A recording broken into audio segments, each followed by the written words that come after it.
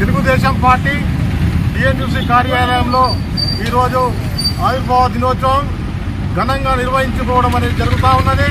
మరి స్వర్గీయ నందమూరి తారక రామారావు గారు అనతి కాలంలోనే అంటే 1982లో తెలుగుదేశం పార్టీని స్థాపించి ఆయన సినిమాలకే కాదు, నటననే కాదు, సినిమా యాక్టర్లు కూడా కాకుండా అదేవిధంగా మళ్ళీ రాజకీయ పార్టీని పెట్టి అది కూడా మన తెలంగాణ నడిబొడ్డున తెలుగుదేశం పార్టీ స్థాపించి అనతి కాలంలోనే 9 నెలల్లోనే దాన్ని మళ్ళీ ఆంధ్రప్రదేశ్లో సమైక్యాంధ్రంగా ఉన్నప్పుడు మనకు తెలుగుదేశం పార్టీని గెలిపించుకోవడం అని జరిగింది.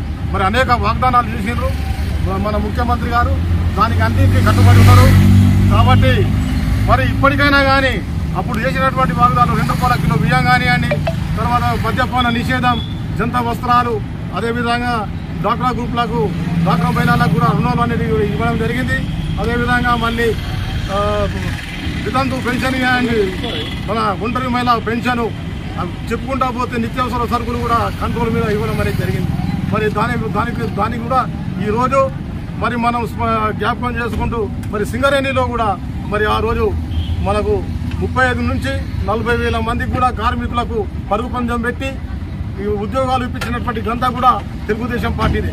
మరి అటువంటి పార్టీ ఈరోజు పాలకులు వస్తూ ఉన్నారు, ఎన్నో వాగ్దానాలు చేస్తూ ఉన్నారు, హామీలు కూడా ఇవ్వడం అనేది జరుగుతూ ఉన్నది. కానీ హామీలకే పరిమితం అవుతారు, ఇక్కడ అమలు చేయడం అనేది లేదు. ఇప్పుడు ఉన్నటువంటి పరిస్థితులలో కూడా మరి ఈరోజు సమైక్యాంధ్రలో గెలిచిన తర్వాత కూడా ప్రజలు అక్కడ ఆదరించారు, తెలుగుదేశం పార్టీని గెలిపించుకున్నారు. ఇప్పుడు అక్కడ ఏదైతే వాగ్దానాలు చేసిందో అక్కడ కూడా అన్ని హామీలు ఇచ్చినటువంటి హామీలను నెరవేర్చడం అనేది జరుగుతూ ఉన్నది మన గౌరవ ముఖ్యమంత్రి చంద్రబాబు నాయుడు గారు.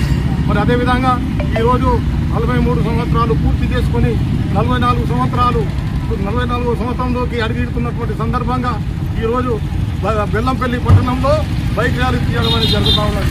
మరి ఇప్పటికైనా కానీ ఉన్నటువంటి